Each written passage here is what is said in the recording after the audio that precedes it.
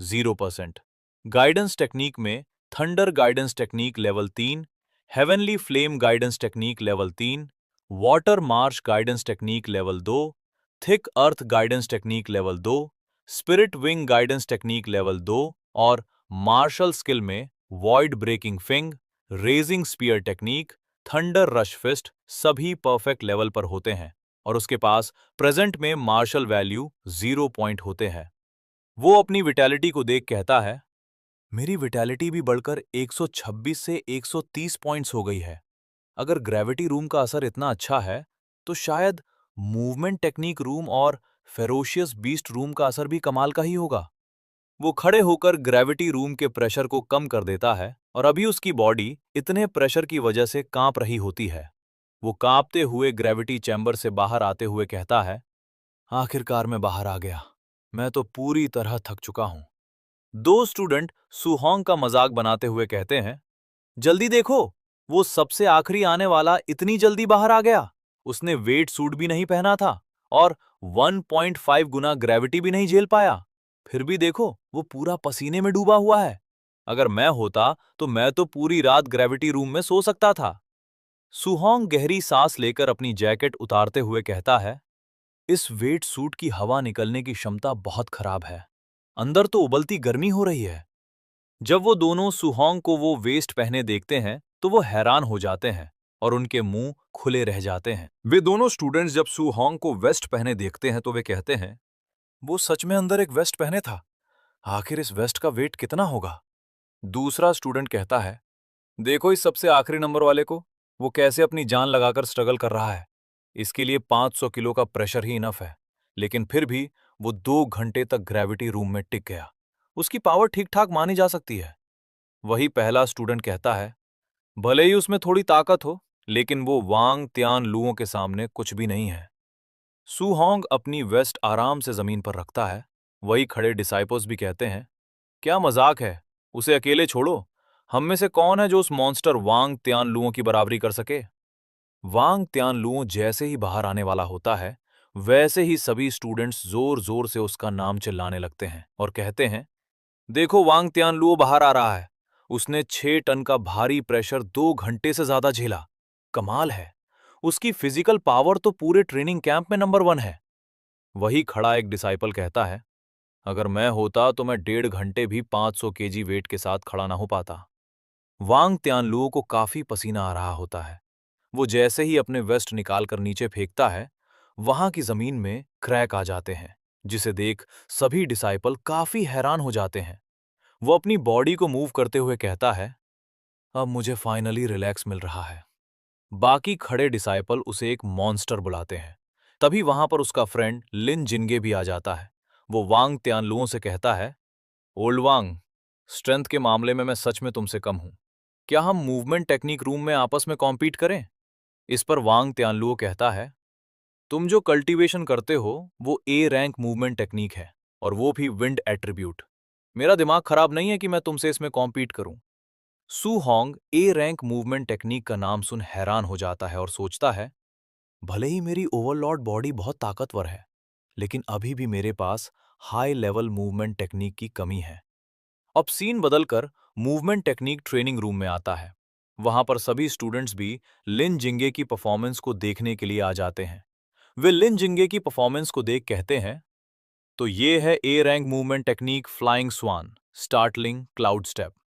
ये तो बहुत ही जबरदस्त है। इस कमरे में हर जगह एरो से भरे तरकस लगे हुए हैं। मैं तो लेवल 3 पर भी होते हुए इनसे नहीं बच पाता, लेकिन लिन जिंगे ने तो सीधे मैक्स लेवल 10 डिफिकल्टी पर सेट कर दिया। ये सच में बहुत तेज है।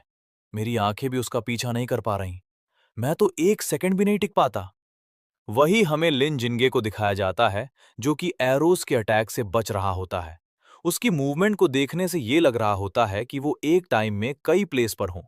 स्टूडेंट्स वापस से कहते हैं, उसके पास तो शो ऑफ करने की भी फुर्सत है, और ये फूलों की पंखुड़ियां कहां से आ रही हैं? वही एक डिसाइपल कहता है, कौन सा शो ऑफ? मुझे तो बस लग रहा है कि वो बहुत ज्यादा हैंडसम है। सू होंग उसकी मूवमेंट टेक्निक को देख कहता है, इसके पास कमाल की मूवमेंट टेक्निक है। वही उसका सिस्टम उसकी मूवमेंट टेक्निक को डिटेक्ट कर लेता है और सू होंग देखने से ही फ्लाइंग स्वान स्टार्टलिंग क्लाउड स्टेप को 1% तक सीख लेता है। वो धीरे धीरे आगे बढ़ता है और लिन जिंगे की मूवमेंट को कॉपी करने लगता है। तभी पीछे खड़े कुछ स्टूडेंट्स की नज़र उस पर जाती है और वे आगे वाले स्टूडेंट को पीछे देखने को कहता है। वे सभी सू होंग की मूवमेंट को देख कहते हैं, देखो ये क्या कर रहा है। क्या ये सच में सोच रहा है कि लिन जिंगे की मूवमेंट देखकर ही फ्लाइंग स्वान स्टार्टलिंग क्लाउड स्टेप सीख लेगा? सभी स्टूडेंट्स उस पर हंसने लगते हैं और कहते हैं, हम तो हंस हंस के मर जाएंगे। क्या ए रैंक मूवमेंट टेक्निक इतनी आसान होती है जो कोई भी उसे एक ही बार में देखकर सीख ले? लेकिन सू होंग उनकी बातों पर ध्यान नहीं देता और अपनी प्रैक्टिस जारी रखने के लिए सिस्टम स्पेस में अपनी कॉन्शियसनेस को भेज देता है। कुछ ही टाइम में उसकी प्रोग्रेस बढ़ने लगती है। हर एक मूव के साथ उसकी प्रोग्रेस बढ़कर 8 से 15 और 15 से 30, और जैसे ही उसकी प्रोग्रेस 40% प्लस होती है, वैसे ही उसकी बॉडी से पर्पल ऑरा बाहर निकलने लगता है और उसकी आईज भी ग्लो करने लगती है। कुछ और टाइम में उसकी प्रोग्रेस बढ़कर 100% पर पहुंच जाती है। सिस्टम से नोटिफिकेशन आता है, कॉन्ग्रेचुलेशंस, तुमने flying sworn startling cloud step को बेसिक लेवल तक पहुंचा दिया है। जैसे ही नोटिफिकेशन आता है, सुहोंग वही रुक जाता है और सोचता है, फाइनली मैंने मेरी पहली ए रैंक मूवमेंट टेक्निक को सीख लिया। लेकिन लिंजिंगे की मूवमेंट्स बहुत ज्यादा दिखावटी हैं, थोड़ा अजीब लग रहा है। पर मैंने कभी नॉर्मल फ्लाइंग स्वॉन स्टेप देखा ही नहीं, तो अभी के लिए उसी से ही सीखना पड़ेगा। सिस्टम उसे इसी के साथ रियलिटी में भेज देता है। वो रियलिटी में आके सोचता है, जब मैंने टेक्निक सीख ही ली है, तो फ्यूचर में मूवमेंट टेक्निक रूम में ट्रेनिंग की जरूरत नहीं है। इससे बेहतर होगा कि मैं फेरोशियस बीस्ट रूम में जाऊं और उन्हें किल करके कुछ मार्शल वैल्यू पॉइंट्स अर्न करूं और अपनी वाइटैलिटी बढ़ाऊं। जब वो अपने पीछे देखता है तो सारे स्टूडेंट्स उसका वीडियो बना रहे होते हैं और उसे एक एप्रिसिएशन की नजर से देख रहे होते हैं। सुहोंग उन्हें अपनी ओर इस तरह देखता देख थोड़ा नर्वस हो जाता है और सोचता है, आखिर ये सभी मुझे इस तरह से क्यों घूर रहे हैं? स्टूडेंट्स उससे कहते हैं, अभी तुम्हारी जो पोज थी उसमें पूरी तरह लिन जिंगे की झलक थी। कमाल है, मैं तो उसे कॉपी भी नहीं कर सकता क्योंकि वो इतना फ्लैशी है। सुहोंग अपनी सिस्टम स्पेस में प्रैक्टिस को सोचता है और कहता है, क्या मैंने भी रियलिटी में वैसी ही दिखावटी मूवमेंट्स कर दी? ये सोचकर सुहोंग थोड़ा एम्बैरस हो जाता है और वहां से जाते हुए सोचता है, धत तरे की, अब मैं कभी भी लिन जिंगे को लर्निंग टेम्पलेट नहीं बनाऊंगा। वही सारे स्टूडेंट्स उसे जाता देख कहते हैं, ओ हैंडसम, मत जाओ, एक बार फिर से उस मूव को करके दिखाओ, अभी तो तुम पूरी तरह चमक रहे थे। जब सुहोंग जा रहा होता है, तब उसे ऐसा फील होता है कि कोई उसका पीछा कर रहा है। उसका पीछा करने वाले वही दोनों स्टूडेंट्स होते हैं जिन्हें सुहोंग ने असेसमेंट के दौरान पीटा होता है। उनमें से एक कहता है, आखिर वो हमें मिल गया, वो शायद फेरोशियस बीस्ट रूम की तरफ जा रहा है। वही दूसरा वुडन क्लब वाला कहता है, तो हम दरवाजे पर ही उसका इंतजार करेंगे और जैसे ही वो बाहर आएगा उसे जबरदस्त मारेंगे। अब सीन बदलकर फेरोशियस बीस्ट रूम पर आता है। वहां पर भी बाकी रूम की तरह ही भीड़ होती है और सभी स्टूडेंट्स शाओ या और वांग त्यानलुओं को चीयर कर रहे होते हैं। वहां पर हमें शाओ या और वांग त्यानलू आमने सामने खड़े दिखते हैं। वांग त्यानलू उससे कहता है, शाओया, तुमने कहा था कि तुम मेरे साथ फेरोशियस बीस्ट मारने में कॉम्पीट करना चाहती हो। शाओया उससे कहती है, मैं बस ये जानना चाहती हूं कि हम दोनों में ट्रेनिंग कैंप का नंबर 1 कौन है। वांग त्यानलू कहता है, तुम सच में ये सोचती हो कि स्पिरिचुअल टेलीकिनेसिस के भरोसे तुम मेरे बारबेरियन गॉड बॉडी को हरा सकती हो? क्या मुझे अंडरस्टिमेट किया जा रहा है? शाओया उससे कहती है, मुझे लगता है तुमने ही स्पिरिट मास्टर की ताकत को कम आंका है। इसी के साथ उनके बीच फेरोशियस बीस्ट को किल करने के लिए कंपटीशन शुरू हो जाता है। सुहोंग स्पिरिट मास्टर के बारे में सोच कहता है, मैंने अभी तक उनके फाइटिंग मेथड को नहीं देखा, तो क्यों ना पहले जाकर देख लूं, फिर बाद में आकर फेरोशियस बीस्ट्स मारकर मार्शल वैल्यू कमाऊंगा। इसी के साथ वो शाओया को देखते हुए कहता है, आखिर ये क्या हो रहा है? क्या वो सच में हवा में फ्लो कर रही है? हवा में फ्लो करना, ये तो सिर्फ ग्रैंड मास्टर्स की क्षमता होती है। क्या ये स्पिरिट मास्टर भी कर सकते हैं? शाओया अपनी एनर्जी हाथ में एक बॉल की तरह कलेक्ट कर लेती है और अपना अटैक बीस्ट्स पर कर देती है, जिससे वे तीनों मारे जाते हैं। सुहोंग उसकी इस स्ट्रेंज पावर को देख सोचता है, एक ही पल में उसने एक साथ 3 tier 1 high stage black tigers को मार डाला। वो फ्लोट कर रही लाइट्स की स्ट्रेक्स क्या है? जब शाओया का ध्यान सामने होता है, तभी उसके पीछे 3 आइड बीस्ट आ जाता है। उसके अटैक करने से पहले शाओया ही उसे अपनी टेलीकिनेसिस पावर से हवा में रोक लेती है। सुहोंग इस पावर को भी देख सोचता है, वो अपनी टेलीकिनेसिस पावर का यूज कर फोर्सफुली बीस्ट को बांध और कंट्रोल कर सकती है। अगले ही पल वो उन्हीं लाइट्स का यूज कर उस बीस्ट को भी किल कर देती है। सुहोंग कहता है, समझ गया, वो फ्लाइंग लाइट स्ट्रेक्स असल में डैगर्स थीं। वो शाओ या की स्पिरिट मास्टर पावर को देख कांपते हुए सोचता है, हवा में चलना, कुछ डिस्टेंस से ऑब्जेक्ट्स को कंट्रोल करना और इसी के साथ एनिमीज को भी कंट्रोल करना, ये सच में काफी अमेजिंग है। कोई आश्चर्य नहीं कि क्यों स्पिरिट मास्टर को इतना स्ट्रांग बताया जाता है। वो अपनी स्पिरिट पावर से अकेले ही कई नॉर्मल मार्शल आर्टिस्ट को कुचल सकते हैं। वही सारे स्टूडेंट्स का रिएक्शन भी कुछ ऐसा ही होता है। वे कहते हैं, अरे तेरे की, आखिर ये जायंट स्वॉर्ड जैसी चीज क्या है और कौन ही इस जायंट स्वॉर्ड के सामने टिक पाएगा? शाओ या अपनी स्किल का यूज कर एक जायंट स्वॉर्ड बना लेती है, जिसके सामने स्नेक जैसा दिखने वाला फेरोशियस बीस्ट काफी छोटा दिख रहा होता है। वो बिना किसी इमोशन से अपना अटैक उस बीस्ट पर कर देती है। उस जायंट स्वॉर्ड के एक ही अटैक से वो स्नेक बीस्ट 2 भागों में बढ़ जाता है और वहीं पर मारा जाता है। सुहोंग सोचता है, क्या एक वेपन? क्या वो कुछ टाइम पहले एक वेपन नहीं लिए थी? इतने बड़े वेपन का वेट ही अकेले कई टन होगा। आखिर उसके पास वो वेपन आया कैसे? लिन जिनगे पीछे आकर उन सभी को बताता है, ये एक स्पिरिट मास्टर की मार्शल स्किल है और वो भी ए रैंक की। सभी स्टूडेंट्स उसकी बात सुन खुशुर फुशुर करते हुए आपस में कहते हैं, स्पिरिट मास्टर की मार्शल स्किल? मैंने तो इसके बारे में कभी सुना भी नहीं। फिर से ए रैंक? फिर वे पूछते हैं, लिन जिनगे, तुम लोगों को ए रैंक स्किल्स कैसे मिल जाती हैं? कहीं वांग त्या लुओं के पास भी है क्या?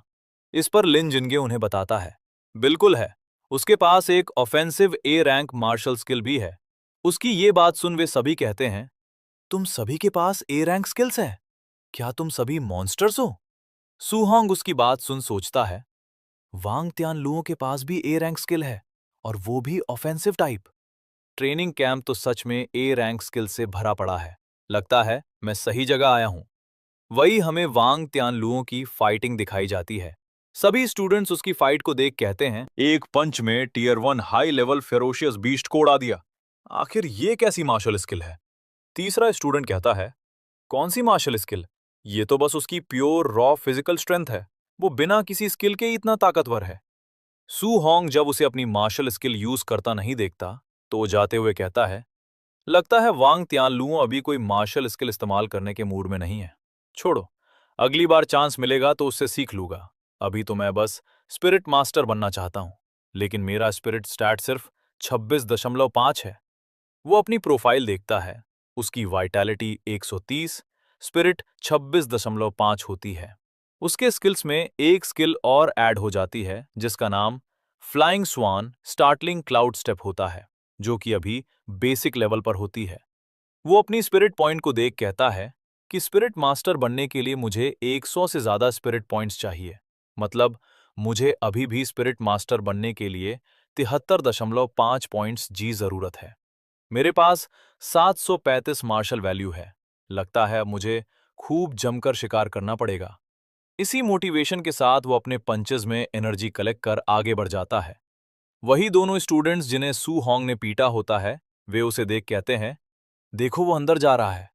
वो आगे बढ़ते हुए कहते हैं, सब लोग तो वांग त्यानलू और शाओया की ट्रेनिंग देख रहे हैं, यहां कोई ध्यान ही नहीं दे रहा। बेहतरीन मौका है, चलो अंदर घुसकर उस लड़के को बुरी तरह पीटते हैं।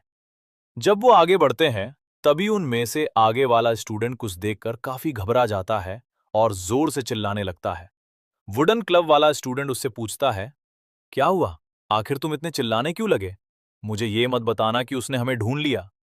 वो पहला वाला स्टूडेंट उसे सामने स्क्रीन में देखने को कहता है। जब वे दोनों सामने स्क्रीन में देखते हैं तो उनके मुंह से आवाज नहीं आती। वे डरते डरते कहते हैं, क्या वो एक साथ 10 से ज्यादा फेरोशियस बीस्ट्स को चैलेंज कर रहा है और वो भी सभी टियर 1 हाई स्टेज के? क्या वो पागल हो गया है? हमें दिखाया जाता है, सू होंग के सामने कई सारे फेरोशियस बीस्ट्स उससे फाइट करने के लिए खड़े होते हैं और वो सू होंग को एक चींटी समझ रहे होते हैं। अगर आप इसका नया चैप्टर जल्दी से जल्दी देखना चाहते हैं तो आप इस पर 2 के लाइक करा देना और वीडियो पसंद आए तो हाइप भी कर देना। हमें अगले चैप्टर में पता चलेगा कि सू होंग उन फेरोशियस बीस्ट्स को कैसे ठिकाने लगाएगा और वो कब तक एक स्पिरिट मास्टर बन पाएगा। आजकल आप सभी को पता ही होगा कि हमारे कम्युनिटी में क्या चल रहा है। सभी की चैनल यूट्यूब डिमोनेटाइज कर रहा है और कोई रीजन भी नहीं बता रहा। अगर ऐसा फ्यूचर में मेरी चैनल के साथ भी हो तो उसके लिए मैंने एक टेलीग्राम चैनल बनाई है जिसका लिंक मैं कमेंट में पिन कर दूंगा, जिससे आपको पता चल सके कि क्या चल रहा है। और हाँ, थोड़ा दूसरे चैनल पर भी सपोर्ट दिखा दो, उसे भी सब्सक्राइब कर लो ताकि मैं उस पर न्यू वीडियो ला सकूं।